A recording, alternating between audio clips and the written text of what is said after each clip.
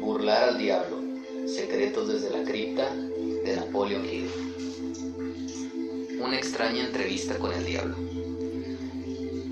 Al estar leyendo la entrevista con el diablo, te darás cuenta, por la breve descripción que te he dado sobre la historia de mi vida, del desesperado esfuerzo que el diablo hizo por amordazarme antes de haber obtenido el reconocimiento público. También comprenderás, después de leer la entrevista, por qué ésta debía haber sido precedida por esta historia personal de mis antecedentes. Antes de que comiences a leerla, deseo que tengas un panorama claro del conjuro final que el diablo me lanzó y recuerdes, con provecho, que fue este conjuro final el que me brindó la indulgente oportunidad para girar y retorcerle la cola hasta que gritó su confesión. La perdición del diablo comenzó con la depresión de 1929. Con ese venturoso giro de la rueda de la vida, perdí mi propiedad de 600 acres en Catskill Mountains. Mis ingresos cesaron por completo. El Harriman National Bank, donde estaban depositados todos mis fondos, se colapsó y fue destruido. Antes de darme cuenta de lo que estaba sucediendo, me vi atrapado en medio de un huracán espiritual y económico que resultó en una catástrofe mundial de tal magnitud que no hubo persona ni grupo que la resistiera. Mientras esperaba a que la tormenta amainara y que la estampida de personas aterrorizadas se detuviera, me mudé a Washington, D.C., la ciudad desde la cual me inicié después de mi primera reunión con Andrew Carnegie, hacia casi un cuarto de siglo. Me parecía que no había nada que hacer excepto sentarme y esperar. Todo lo que tenía era tiempo. Después de 3 años de esperar sin obtener resultados tangibles, mi alma inquieta comenzó a ejercer presión para que volviera a trabajar. Había pocas oportunidades para enseñar una ideología del éxito, cuando el mundo a mi alrededor se encontraba al centro de un vil fracaso y la mente de los hombres estaban colmadas de miedo a la pobreza. Este pensamiento vino a mí una tarde. Me encontraba en mi automóvil frente a Lincoln Memorial sobre el río Potomac, a la sombra del Capitolio. Con este pensamiento surgió otro más. El mundo había escenificado una depresión sin precedentes, sobre la que ningún ser humano tenía el control. Con ello había llegado mi oportunidad para probarle a la organización, a la cual había dedicado una buena parte de mi vida adulta, la ideología de la autodeterminación. Una vez más, tenía la oportunidad de saber si mi ideología era práctica o una simple teoría. También me di cuenta de que había llegado la oportunidad de probar una afirmación que había hecho cientos de veces sobre que toda adversidad trae consigo la semilla de una ventaja correspondiente. ¿Cuáles? Si es que las sabía, me pregunté a mí mismo. Eran mis ventajas de una depresión mundial. Cuando comencé a buscar una dirección hacia cuál dirigirme y poner a prueba mi ideología, hice el descubrimiento más asombroso de mi vida. A través de algún poder extraño que no comprendía, había perdido el valor. Mi iniciativa se había desmoronado, mi entusiasmo se había debilitado. Lo peor de todo es que me sentía totalmente avergonzado al saber que yo era el autor de una ideología de la autodeterminación, porque muy en el fondo de mi corazón sabía, o creía saber, que no podía lograr que mi ideología me sacara del hoyo de la desesperación en la cual me encontraba. Mientras me movía en un estado de consternación mental, el diablo debió haber estado bailando regocijadamente. Por fin tenía al autor de la primera ideología mundial sobre el éxito personal atrapado bajo su dedo pulgar y paralizado por la indecisión. Sin embargo, la oposición del diablo también debió estar trabajando. Mientras estaba sentado frente al Lincoln Memorial, repasando en retrospectiva las circunstancias que tantas veces me había elevado a las grandes alturas del éxito, tan solo para dejarme caer a profundidades similares de desesperación, un pensamiento agradable me fue entregado en la forma de un plan de acción certero, mediante el cual yo creía poder eliminar esa sensación hipnótica de apatía con la que había estado atado. En la entrevista con el diablo, la naturaleza exacta del poder mediante el cual yo había sido despojado de mi iniciativa y valor ya ha sido descrita. Es el mismo poder con el que millones de personas fueron atadas durante la Gran Depresión.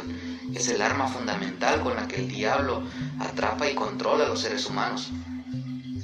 La suma y la sustancia de este pensamiento que vino a mí fue, a pesar del hecho de haber aprendido por parte de Andrew Carnegie y de otras más de 500 personas con semejantes logros comerciales y profesionales, que los logros destacados en todos los ámbitos de la vida surgen a través de la aplicación de la mente maestra, la coordinación armoniosa de dos o más mentes que trabajan con un objetivo definido. No había logrado hacer tal alianza con el objetivo de llevar a cabo mi plan de transmitir al mundo la ideología del éxito personal. A pesar del hecho de haber comprendido el poder de la mente maestra, había olvidado apropiarme y hacer uso de este poder. Había estado trabajando como un lobo solitario en vez de aliarme con otras mentes superiores. Un análisis. Analicemos ahora brevemente la extraña entrevista que estás a punto de comenzar. Algunos lectores se preguntarán después de leerla, ¿en realidad entrevistaste al diablo o simplemente entrevistaste a un demonio imaginario? Algunos desearían tener la respuesta a esta pregunta antes de comenzar la entrevista. Responderé en la única forma sincera que podría responder, diciendo que el demonio que entrevisté puede haber sido real y tal como él proclamaba ser, o puede haber sido una creación de mi propia imaginación. Cualesquiera que haya sido, si fue real o imaginario, es de poca importancia comparado con la naturaleza de la información transmitida a través de la entrevista. La pregunta importante es, ¿acaso la entrevista transmitió una información confiable y que puede ser útil para aquellos que están tratando de encontrar su lugar en el mundo? Si transmite este tipo de información, sin importar si esta es transmitida en forma de hecho o ficción, entonces me parece un serio análisis a través de una atenta locura. No me preocupa en lo más mínimo la verdadera fuente de la información y la verdadera naturaleza del diablo, cuya sorprendente historia estás a punto de leer. Me preocupa solamente el hecho de que la confesión del diablo se ajusta perfectamente con lo que yo he visto de la vida. Creo que la entrevista transmite información prácticamente benéfica para todos aquellos que piensan que la vida no ha sido amigable, y la razón para creerlo es el hecho de que lo que he convertido en el tema central de este libro, que me redituara toda la felicidad que necesito, en la forma que mejor se adapta a mi naturaleza. He experimentado suficientes de los principios mencionados por el diablo para asegurarme que funcionarán exactamente como él dice que lo harán. Eso es suficiente para mí. Así que te traspaso la historia de la entrevista para que en lo posible hagas que pague con útiles dividendos. Quizás te resulte más ventajosa si aceptas al diablo como lo que proclama ser, confiando en que de su mensaje sacarás algo que podrás utilizar, y sin preocuparte de quién es el diablo o de si existe o no. Si quieres mi sincera opinión muy personal, creo que el diablo es exactamente lo que él proclama ser. Analicemos ahora su extraña confesión. Después de entrar forzadamente en la conciencia del diablo, el señor Earthbound dio comienzo a la renuente entrevista con preguntas que no podían ser evadidas. Aquí comienza la entrevista con el diablo. Pregunta: he descifrado el código secreto mediante el cual puedo leer sus pensamientos. He venido a hacerle algunas preguntas muy sencillas. Le exijo que me dé respuestas directas y verídicas. ¿Está listo para la entrevista, señor Diablo? Sí, estoy listo, pero debes dirigirte a mí con más respeto. Durante esta entrevista te dirigirás a mí como Su Majestad. ¿Con qué derecho exige semejante deferencia real? Debes saber que controlo al 98% de las personas que habitan tu mundo. ¿No crees que eso me faculta para considerarme una realeza? ¿Tiene pruebas de lo que afirma? Sí, muchas pruebas. Pregunta: ¿en qué consisten sus pruebas? De muchas cosas. Si deseas respuestas, te dirigirás a mí como Su Majestad. Algunas cosas las comprenderás, otras no. Para que puedas conocer mi punto de vista, describiré yo mismo y corregiré las falsas ideas que la gente tiene sobre mí y de mi morada. Esa es una buena idea, Su Majestad. Comience por decirme dónde vive y descríbame su apariencia física. ¿Mi apariencia física?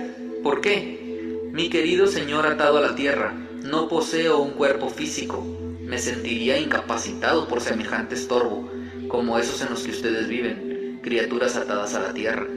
Yo estoy conformado de energía negativa y vivo en la mente de las personas que me temen. También ocupo la mitad de cada átomo de materia física y cada unidad de energía mental y física. Quizás entiendas mejor mi naturaleza si te digo que soy la porción negativa del átomo. Oh, ya veo lo que está a punto de proclamar. Está colocando las bases para decir que si no fuera por usted, no existiría ni el mundo, ni las estrellas, ni los electrones, ni los átomos, ni los seres humanos, nada. ¿Es correcto? Cierto, absolutamente cierto. Bueno, si usted ocupa solo la mitad de la energía y la materia, ¿quién ocupa la otra mitad?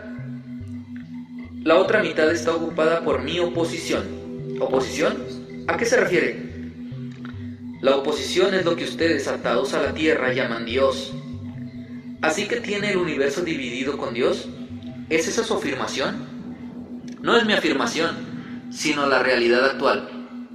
Antes de que esta entrevista termine, sabrás por qué es verdad mi afirmación. También comprenderás por qué tiene que ser verdad, o no podría existir ningún mundo como el tuyo, ninguna criatura atada a la tierra como tú. No soy una bestia con una lengua bifurcada y un rabo en pico. Pregunta. Pero usted controla la mente de 98 de cada 100 personas. Usted mismo lo dijo. ¿Quién origina toda la miseria en ese 98% del mundo controlado por el diablo, si no es usted? No he dicho que no provoco toda la miseria del mundo. Por otro lado, me jacto de eso. Me ocupo de representar el lado negativo de todo, incluyendo los pensamientos de ustedes, gente atada a la tierra. ¿De qué otra forma podría controlar a la gente? Mi oposición controla el pensamiento positivo, yo controlo el pensamiento negativo. ¿Cómo obtiene el control de la mente de las personas? Oh, eso es fácil. Simplemente me introduzco y ocupo el espacio vacío en el cerebro humano. Planto las semillas del pensamiento negativo en la mente de las personas, de tal forma que pueda ocupar y controlar el espacio. Debe usted tener muchos trucos e instrumentos para obtener y mantener el control de la mente humana. Sin duda, empleo trucos e instrumentos que controlan el pensamiento humano. Mis instrumentos también son ingeniosos. Continúa y describa sus trucos ingeniosos, Su Majestad. Una de mis herramientas más ingeniosas para el control mental es el miedo. Planto la semilla del miedo en la mente de las personas y conforme germinan y crecen a través del uso, controlo el espacio que ocupan. Los 6 miedos más efectivos son el miedo a la pobreza, a la crítica, a la enfermedad, a la pérdida del amor, a la vejez y a la muerte. ¿Cuáles de estos 6 miedos le funcionan con mayor frecuencia, Su Majestad? El primero y el último, la pobreza y la muerte. En un momento o en otro durante la vida, aprieto mi puño sobre todas estas personas a través de uno de esos miedos, o de ambos. Planto estos miedos en la mente de las personas tan hábilmente que creen que son su propia creación. Cumplo el objetivo haciendo que las personas crean que estoy de pie justo a la entrada de la siguiente vida, esperando reclamarlos después de su muerte para el eterno castigo. Por supuesto, yo no puedo castigar a nadie, excepto en la mente de esa persona, a través de alguna forma de miedo. Pero el miedo a aquello que no existe es tan útil para mí como el miedo a aquello que sí existe. Todas las formas de miedo amplían el espacio que ocupo en la mente humana. Su Majestad, ¿puede explicar cómo es que obtuvo este control sobre los seres humanos? La historia es muy extensa para contarla en pocas palabras. Comenzó hace más de 1 millón de años, cuando el primer hombre comenzó a pensar. Desde ese entonces obtuve el control de toda la humanidad, pero mis enemigos descubrieron el poder del pensamiento positivo. Lo colocaron en la mente de los hombres y entonces yo comienzo una batalla de mi parte por conservar el control. Hasta ahora lo he hecho muy bien, habiendo perdido ante la oposición solo a 2% de las personas. Tomo por respuesta que los hombres que piensan con su sed son sus enemigos, ¿correcto? No está bien, pero es correcto. Dígame más sobre el mundo en el que vive. Vivo donde quiera que yo elija vivir. El tiempo y el espacio no existen para mí. Soy una fuerza mejor descrita a ustedes como energía. Mi lugar de residencia físico favorito, tal y como te lo dije, es la mente. del que está atado a la tierra. Yo controlo una parte del espacio cerebral de todo ser humano. La cantidad de espacio que ocupo en la mente de cada individuo depende del tipo de pensamiento que esa persona tenga. Tal y como te lo he dicho, no puedo controlar por completo a cualquier persona que piensa. ¿Habla usted de su oposición? ¿Qué quiere decir exactamente con eso? Mi oponente controla todas las fuerzas positivas en el mundo, como el amor, la fe, la esperanza y el optimismo. Mi oponente también controla los factores positivos de toda ley natural en todo el universo, las fuerzas que mantienen a la Tierra y a los planetas y a todas las estrellas equilibrados en sus cursos. Sin embargo, estas fuerzas son mansas en comparación con aquellas que operan en la mente humana bajo mi control. Verás, no busco controlar las estrellas y los planetas, prefiero controlar las mentes humanas. ¿Dónde adquirió su poder y cuáles fueron los medios que la complementan? Complemento mi poder apropiándome del poder mental de los que están atados a la tierra, al pasar por la puerta al momento de la muerte. 98 de cada 100 personas que regresan a mi plano desde el plano terrenal son tomadas por mí y su poder mental se complementa con mi ser. Obtengo a todo aquel que llega con cualquier forma de miedo. Verás, trabajo constantemente preparando la mente de las personas antes de que la muerte pueda apropiarse de ellas cuando regresen a mi plano. ¿Me puede decir cómo es que lleva a cabo su trabajo de preparar las mentes humanas para poder controlarlas? Cuento con infinidad de formas de ganar el control de las mentes humanas mientras se encuentran todavía en el plano terrenal. Mi mejor arma es la pobreza. Deliberadamente desanimo a las personas a que acumulen riquezas materiales, porque la pobreza desanima a los hombres a pensar y a hacerles presas fáciles para mí. Mi otra mejor amiga es la enfermedad. Un cuerpo enfermo desanima el pensamiento. También cuento con miles de obreros en la tierra que me ayudan a ganar el control de las mentes humanas. Tengo a todos estos agentes posicionados en cada invocación. Estos representan a cada raza, a cada doctrina y a cada religión. ¿Quiénes son sus principales enemigos sobre la tierra, Su Majestad? Todos aquellos que animan a las personas a pensar y a actuar por sí mismos son mis enemigos. Hombres como Sócrates, Confucio, Voltaire, Emerson, Thomas Paine y Abraham Lincoln. Y tú no estás haciéndome ningún bien tampoco. ¿Es verdad que utiliza a los hombres acaudalados? Como ya te lo dije, la pobreza es siempre mi amiga porque desestimula la independencia del pensamiento y estimula el miedo en la mente de los hombres. Algunos hombres acaudalados sirven a mi causa, mientras que otros me provocan un enorme daño, dependiendo de cómo se utilice esa riqueza. La enorme fortuna de Rockefeller, por ejemplo, es uno de mis peores enemigos. Eso es interesante, Su Majestad. ¿Podría decirme por qué le teme a la fortuna de Rockefeller más que a otras? El dinero de Rockefeller está siendo utilizado para aislar y vencer enfermedades del cuerpo físico en todas partes del mundo. La enfermedad siempre ha sido una de mis armas más efectivas. El miedo a la enfermedad aparece en segundo lugar después del miedo a la pobreza. El dinero de Rockefeller está descubriendo nuevos secretos de la naturaleza en cientos de áreas distintas, las cuales están diseñadas para ayudar a los hombres a adquirir y mantener el control de su propia mente. Está impulsando nuevos y mejores métodos para alimentar, vestir y albergar a las personas. Está exterminando a los barrios bajos de las grandes ciudades, los sitios donde se encuentran mis aliados favoritos. Está financiando campañas para un mejor gobierno y ayudando a erradicar la deshonestidad en la política.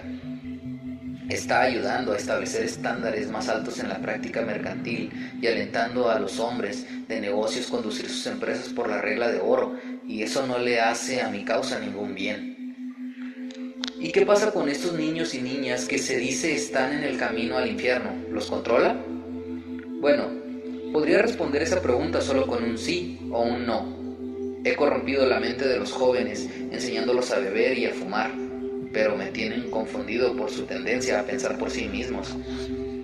¿Dice usted que ha corrompido la mente de los jóvenes con licor y cigarrillos? Puedo entender cómo es que el licor puede destruir el poder del pensamiento independiente, pero no veo que tienen que ver los cigarrillos en ayudar a su causa.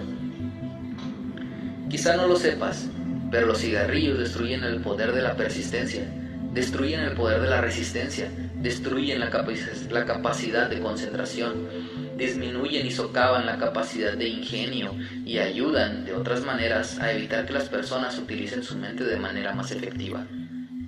¿Sabías que tengo a millones de personas, jóvenes y ancianos de ambos sexos, que fuman 2 cajetillas de cigarrillos al día? Eso significa que tengo millones de personas que están destruyendo poco a poco su poder de resistencia. Algún día agregaré a su hábito del cigarrillo otros hábitos que destruyen el pensamiento, hasta haber ganado el control de sus mentes.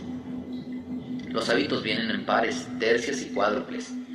Cualquier hábito que debilita nuestra fuerza de voluntad invita a muchos de sus comparativos a que entren y tomen posesión de la mente. El hábito del cigarrillo no solo disminuye el poder de resistencia y desalienta la persistencia, sino que invita a la holgura de otras relaciones humanas. Nunca pensé que el cigarrillo fuese una herramienta de destrucción, Su Majestad. Sin embargo, su explicación arroja una luz distinta sobre el tema. ¿Cuántos conversos al hábito proclama usted ahora? Estoy orgulloso de mi récord. Millones son ahora víctimas y el número incrementa cada día. Pronto tendré a casi todo el mundo sucumbiendo al hábito. En miles de familias ahora tengo seguidores del hábito, incluyendo a cada miembro de la familia. Niños y niñas muy jóvenes están comenzando a adquirir el hábito. Están aprendiendo a fumar por el ejemplo de sus padres y sus hermanos y hermanas mayores. ¿Cuál considera usted que es la principal herramienta para ganar el control de las mentes humanas? ¿Los cigarrillos o el licor? Sin duda diría que los cigarrillos.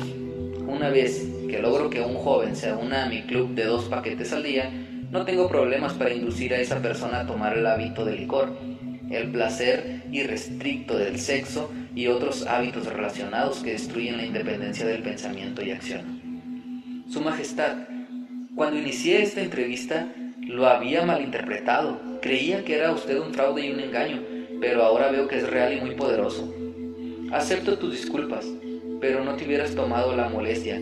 Millones de personas han cuestionado mi poder y atrapé a la mayoría de ellas al cruzar la puerta. No le pido a nadie que crea en mí, prefiero que las personas me teman.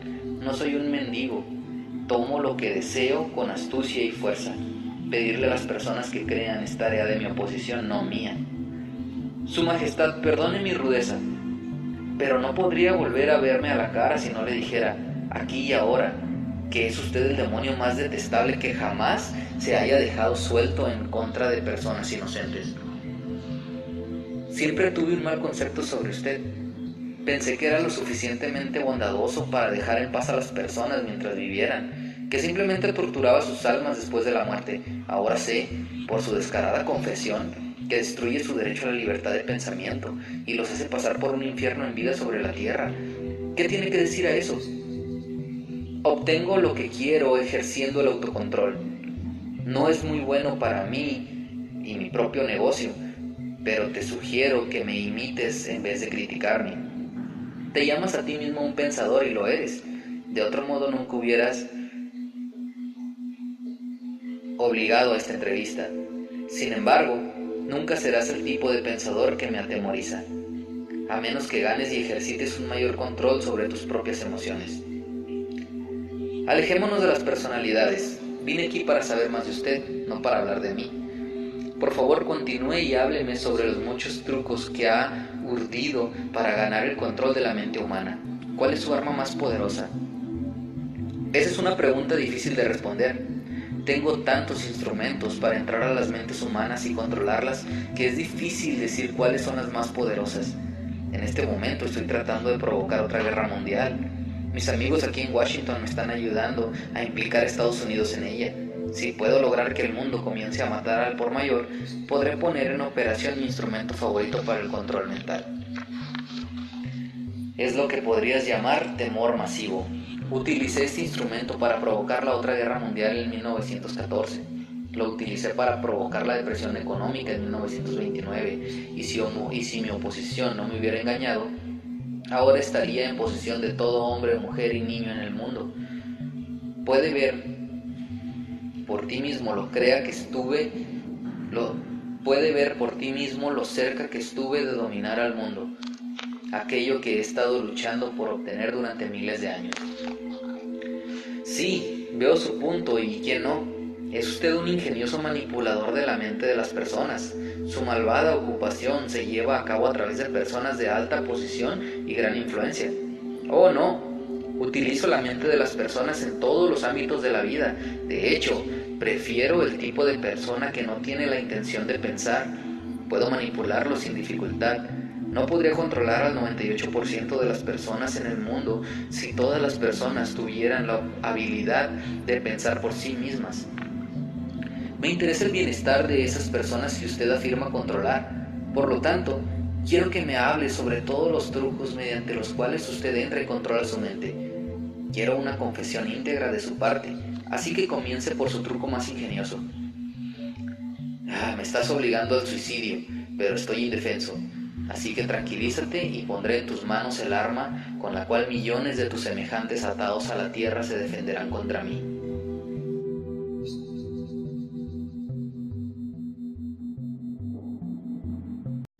Y paralizado por la indecisión.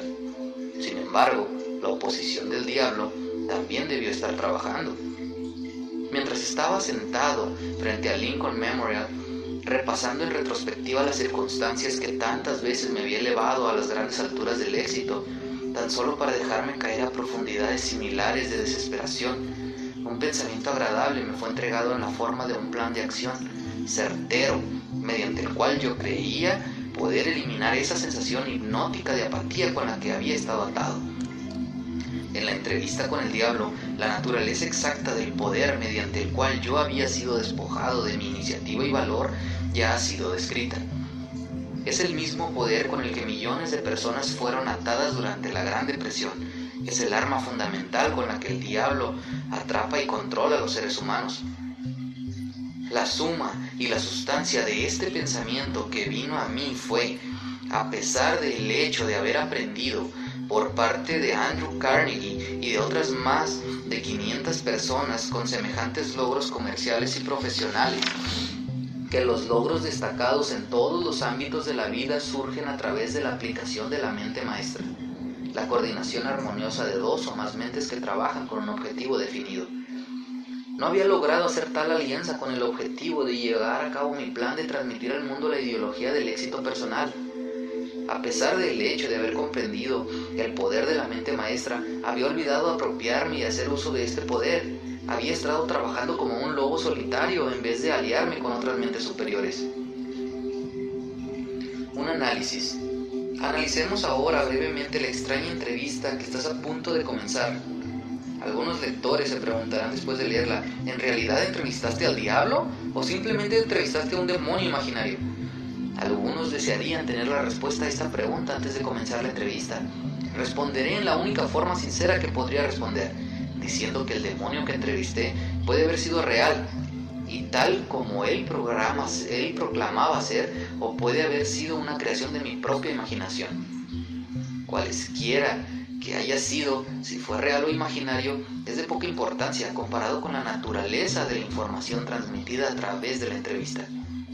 La pregunta importante es, ¿acaso la entrevista transmitió una información confiable y que puede ser útil para aquellos que están tratando de encontrar su lugar en el mundo? Si transmite este tipo de información, sin importar si esta es transmitida en forma de hecho o ficción, entonces me parece un serio análisis a través de una atenta locura. No me preocupa en lo más mínimo la verdadera fuente de la información y la verdadera naturaleza del diablo, cuya sorprendente historia estás a punto de leer. Me preocupa solamente el hecho de que la confesión del diablo se ajusta perfectamente con lo que yo he visto de la vida. Creo que la entrevista transmite información prácticamente benéfica para todos aquellos que piensan que la vida no ha sido amigable, y la razón para creerlo es el hecho de que lo que he convertido en el tema central de este libro, que me redituara toda la felicidad que necesito, en la forma que mejor se adapta a mi naturaleza. He experimentado suficientes de los principios mencionados por el diablo para asegurarme que funcionarán exactamente como él dice que lo harán. Eso es suficiente para mí. Así que te traspaso la historia de la entrevista para que en lo posible hagas que pague con útiles dividendos. Quizás te resulte más ventajosa si aceptas al diablo como lo que proclama ser, confiando en que de su mensaje sacarás algo que podrás utilizar, y sin preocuparte de quién es el diablo o de si existe o no. Si quieres mi sincera opinión muy personal, creo que el diablo es exactamente lo que él proclama ser. Analicemos ahora su extraña confesión. Después de entrar forzadamente en la conciencia del diablo, el señor Erbund dio comienzo. Más ingeniosas para el control mental es el miedo. Planto la semilla del miedo en la mente de las personas y conforme germinan y crecen a través del uso, controlo el espacio que ocupan. Los 6 miedos más efectivos son el miedo a la pobreza, a la crítica, a la enfermedad, a la pérdida del amor, a la vejez y a la muerte. ¿Cuáles de estos 6 miedos le funcionan con mayor frecuencia a su majestad? El primero y el último, la pobreza y la muerte. En un momento o en otro durante la vida, aprieto mi puño sobre todas estas personas a través de uno de esos miedos, o de ambos. Planto estos miedos en la mente de las personas tan hábilmente que creen que son su propia creación. Cumplo el objetivo haciendo que las personas crean que estoy de pie justo a la entrada de la siguiente vida, esperando reclamarlos después de su muerte para el eterno castigo. Por supuesto, yo no puedo castigar a nadie, excepto en la mente de esa persona, a través de alguna forma de miedo. Pero el miedo a aquello que no existe es tan útil para mí como el miedo a aquello que sí existe. Todas las formas de miedo amplían el espacio que ocupo en la mente humana. Su Majestad, ¿puede explicar cómo es que obtuvo este control sobre los seres humanos? La historia es muy extensa para contarla en pocas palabras. Comenzó hace más de 1 millón de años, cuando el primer hombre comenzó a pensar. Desde ese entonces obtuve el control de toda la humanidad, pero mis enemigos descubrieron el poder del pensamiento positivo, lo colocaron en la mente de los hombres, y entonces yo comienzo una batalla de mi parte por conservar el control. Hasta ahora lo he hecho muy bien, habiendo perdido ante la oposición solo a 2% de las personas. Tomo por respuesta que los hombres que piensan con su sed son sus enemigos, ¿correcto? No está bien, pero es correcto. Dígame más sobre el mundo en el que vive. Vivo donde quiera que yo elija vivir. El tiempo y el espacio no existen para mí. Soy una fuerza mejor descrita a ustedes como energía. Mi lugar de residencia físico favorito, tal y como te lo dije, es la mente del que está atado a la tierra. Yo controlo una parte del espacio cerebral de todo ser humano. La cantidad de espacio que ocupo en la mente de cada individuo depende del tipo de pensamiento que esa persona tenga. Tal y como te lo he dicho, no puedo controlar por completo a cualquier persona que piensa. ¿Habla usted de su oposición? ¿Qué quiere decir exactamente con eso? Mi oponente controla todas las fuerzas positivas en el mundo, como el amor, la fe, la esperanza y el optimismo. Mi oponente también controla los factores positivos de toda ley natural en todo el universo, las fuerzas que mantienen a la Tierra y a los planetas y a todas las estrellas equilibrados en sus cursos. Sin embargo, estas fuerzas son mansas en comparación con aquellas que operan en la mente humana bajo mi control. Verás, no busco controlar las estrellas y los planetas, prefiero controlar las mentes humanas. ¿Dónde adquirió su poder y cuáles fueron los medios que la complementan? Complemento mi poder apropiándome del poder mental de los que están atados a la tierra, al pasar por la puerta al momento de la muerte. 98 de cada 100 personas que regresan a mi plano desde el plano terrenal son tomadas por mí y su poder mental se complementa con mi ser. Obtengo a todo aquel que llega con cualquier forma de miedo. Verás,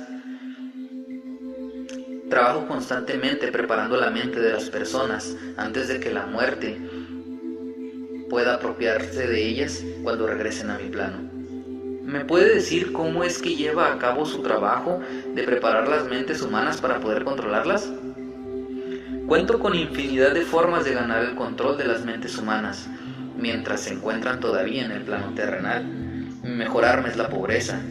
Deliberadamente desanimo a las personas a que acumulen riquezas materiales, porque la pobreza desanima a los hombres a pensar y a hacerles presas fáciles para mí. Mi otra mejor amiga es la enfermedad. Un cuerpo enfermo desanima el pensamiento. También cuento con miles de obreros en la tierra que me ayudan a ganar el control de las mentes humanas. Tengo a todos estos agentes posicionados en cada invocación. Estos representan a cada raza, a cada doctrina y a cada religión. ¿Quiénes son sus principales enemigos sobre la tierra, Su Majestad?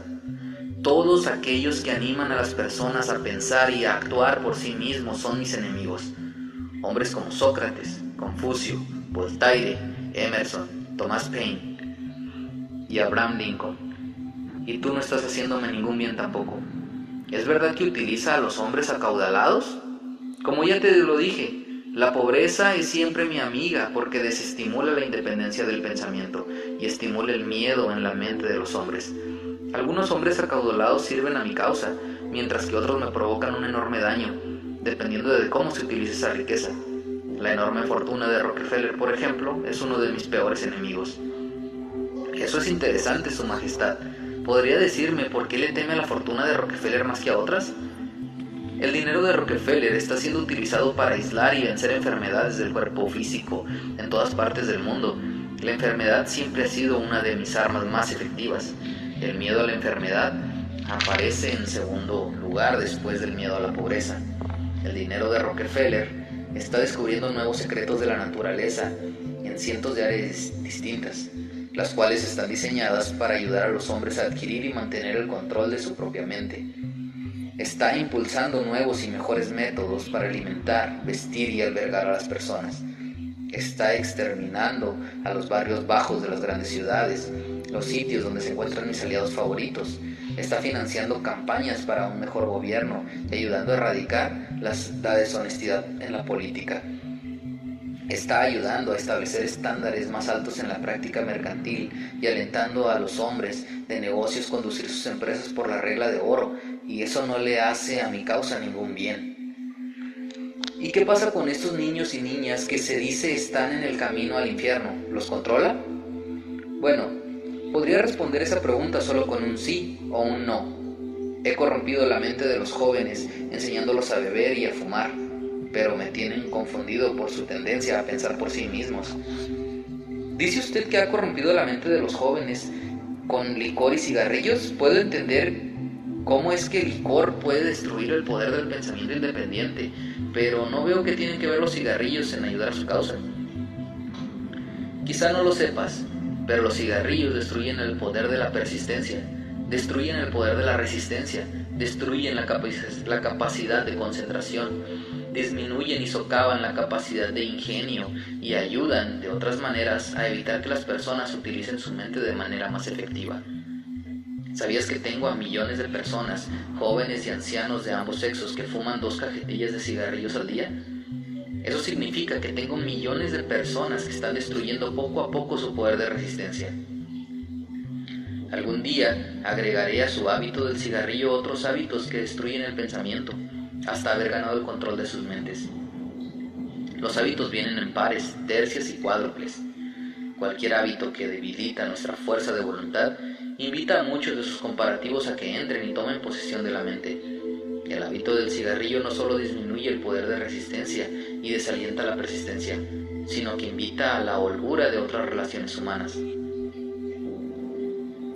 Nunca pensé que el cigarrillo fuese una herramienta de destrucción, Su Majestad. Sin embargo, su explicación arroja una luz distinta sobre el tema. ¿Cuántos conversos al hábito proclama usted ahora? Estoy orgulloso de mi récord. Millones son ahora víctimas y el número incrementa cada día. Pronto tendré a casi todo el mundo sucumbiendo al hábito. En miles de familias ahora tengo seguidores del hábito, incluyendo a cada miembro de la familia. Comienzo a la renuente entrevista con preguntas que no podían ser evadidas. Aquí comienza la entrevista con el diablo. Pregunta: he descifrado el código secreto mediante el cual puedo leer sus pensamientos. He venido a hacerle algunas preguntas muy sencillas. Le exijo que me dé respuestas directas y verídicas. ¿Está listo para la entrevista, señor Diablo? Sí, estoy listo, pero debes dirigirte a mí con más respeto. Durante esta entrevista te dirigirás a mí como Su Majestad. ¿Con qué derecho exige semejante deferencia real? Debes saber que controlo al 98% de las personas que habitan tu mundo. ¿No crees que eso me faculta para considerarme una realeza? ¿Tiene pruebas de lo que afirma? Sí, muchas pruebas.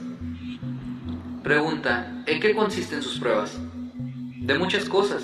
Si deseas respuestas, te dirigirás a mí como Su Majestad. Algunas cosas las comprenderás, otras no. Para que puedas conocer mi punto de vista, describiré yo mismo y corregiré las falsas ideas que la gente tiene sobre mí y de mi morada. Esa es una buena idea, Su Majestad. Comience por decirme dónde vive y descríbame su apariencia física. ¿Mi apariencia física? ¿Por qué? Mi querido señor atado a la tierra, no poseo un cuerpo físico. Me sentiría incapacitado por semejante estorbo, como esos en los que ustedes viven, criaturas atadas a la tierra. Yo estoy conformado de energía negativa y vivo en la mente de las personas que me temen. También ocupo la mitad de cada átomo de materia física y cada unidad de energía mental y física. Quizás entiendas mejor mi naturaleza si te digo que soy la porción negativa del átomo. Oh, ya veo lo que está a punto de proclamar. Está colocando las bases para decir que si no fuera por usted, no existiría ni el mundo, ni las estrellas, ni los electrones, ni los átomos, ni los seres humanos, nada. ¿Es correcto? Cierto, absolutamente cierto. Bueno, si usted ocupa solo la mitad de la energía y la materia, ¿quién ocupa la otra mitad? La otra mitad está ocupada por mi oposición. ¿Oposición? ¿A qué se refiere? La oposición es lo que ustedes atados a la tierra llaman Dios. ¿Así que tiene el universo dividido con Dios? ¿Es esa su afirmación? No es mi afirmación, sino la realidad actual.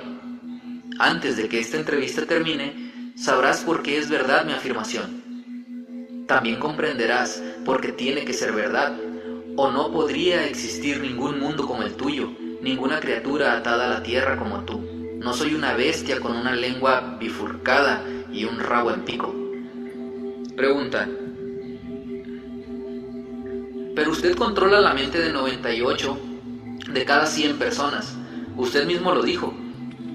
¿Quién origina toda la miseria en ese 98% del mundo controlado por el diablo, si no es usted? No he dicho que no provoco toda la miseria del mundo. Por otro lado, me jacto de eso. Me ocupo de representar el lado negativo de todo, incluyendo los pensamientos de ustedes, gente atada a la tierra. ¿De qué otra forma podría controlar a la gente? Mi oposición controla el pensamiento positivo, yo controlo el pensamiento negativo. ¿Cómo obtiene el control de la mente de las personas? Oh, eso es fácil. Simplemente me introduzco y ocupo el espacio vacío en el cerebro humano. Planto las semillas del pensamiento negativo en la mente de las personas, de tal forma que pueda ocupar y controlar el espacio. Debe usted tener muchos trucos e instrumentos para obtener y mantener el control de la mente humana. Sin duda, empleo trucos e instrumentos que controlan el pensamiento humano. Mis instrumentos también son ingeniosos. Continúa y describa sus trucos ingeniosos, Su Majestad. Una de mis herramientas... Burlar al diablo. Secretos desde la cripta de Napoleon Hill. Una extraña entrevista con el diablo. Al estar leyendo la entrevista con el diablo, te darás cuenta, por la breve descripción que te he dado sobre la historia de mi vida, del desesperado esfuerzo que el diablo hizo por amordazarme antes de haber obtenido el reconocimiento público. También comprenderás, después de leer la entrevista, por qué ésta debía haber sido precedida por esta historia personal de mis antecedentes. Antes de que comiences a leerla, deseo que tengas un panorama claro del conjuro final que el diablo me lanzó y recuerdes, con provecho, que fue este conjuro final el que me brindó la indulgente oportunidad para girar y retorcerle la cola hasta que gritó su confesión. La perdición del diablo comenzó con la depresión de 1929. Con ese venturoso giro de la rueda de la vida, perdí mi propiedad de 600 acres en Catskill Mountains. Mis ingresos cesaron por completo. El Harriman National Bank, donde estaban depositados todos mis fondos, se colapsó y fue destruido. Antes de darme cuenta de lo que estaba sucediendo, me vi atrapado en medio de un huracán espiritual y económico que resultó en una catástrofe mundial de tal magnitud que no hubo persona ni grupo que la resistiera. Mientras esperaba a que la tormenta amainara y que la estampida de personas aterrorizadas se detuviera, me mudé a Washington, D.C., la ciudad desde la cual me inicié después de mi primera reunión con Andrew Carnegie. hacia casi un cuarto de siglo. Me parecía que no había nada que hacer excepto sentarme y esperar. Todo lo que tenía era tiempo. Después de 3 años de esperar sin obtener resultados tangibles, mi alma inquieta comenzó a ejercer presión para que volviera a trabajar. Había pocas oportunidades para enseñar una ideología del éxito, cuando el mundo a mi alrededor se encontraba al centro de un vil fracaso y la mente de los hombres estaba colmada de miedo a la pobreza. Este pensamiento vino a mí una tarde. Me encontraba en mi automóvil frente al Lincoln Memorial sobre el río Potomac, a la sombra del Capitolio. Con este pensamiento surgió otro más. El mundo había escenificado una depresión sin precedentes, sobre la que ningún ser humano tenía el control.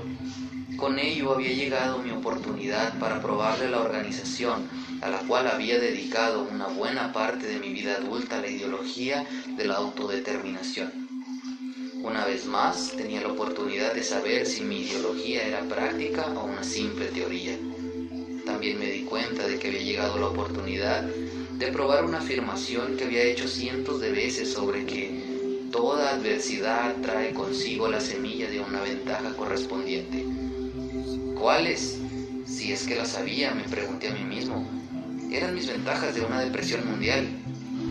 Cuando comencé a buscar una dirección hacia cuál dirigirme y poner a prueba mi ideología, hice el descubrimiento más asombroso de mi vida. A través de algún poder extraño que no comprendía, había perdido el valor. Mi iniciativa se había desmoronado, mi entusiasmo se había debilitado. Lo peor de todo es que me sentía totalmente avergonzado al saber que yo era el autor de una ideología de la autodeterminación, porque muy en el fondo de mi corazón sabía, o creía saber, que no podía lograr que mi ideología me sacara del hoyo de la desesperación en la cual me encontraba. Mientras me movía en un estado de consternación mental, el diablo debió haber estado bailando regocijadamente. Por fin tenía al autor de la primera ideología mundial sobre el éxito personal atrapado bajo su dedo pulgar.